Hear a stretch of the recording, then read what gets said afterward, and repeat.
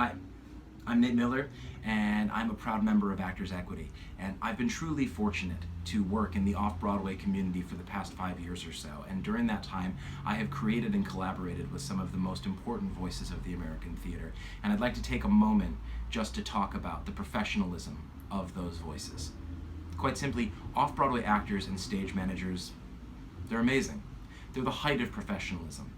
The things they do for their work are astounding. We work sick, we work injured, we work 5-show weekends every weekend.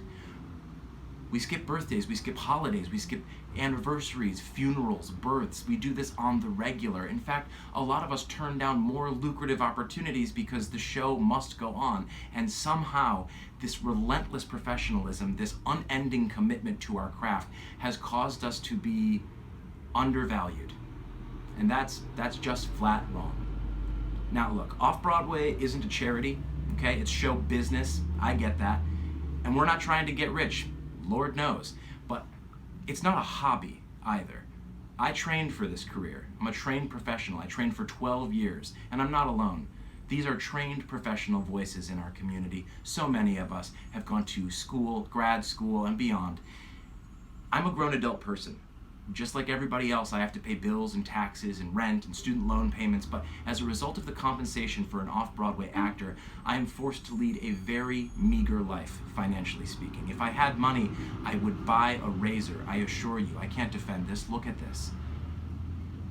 In order to afford basic things, like healthcare, food, and shelter, we have to take months, sometimes full years away from off-Broadway. I, personally, am in the midst of a 3-show run regionally where I'm working all over the country because working 3 off-Broadway shows wiped out my savings.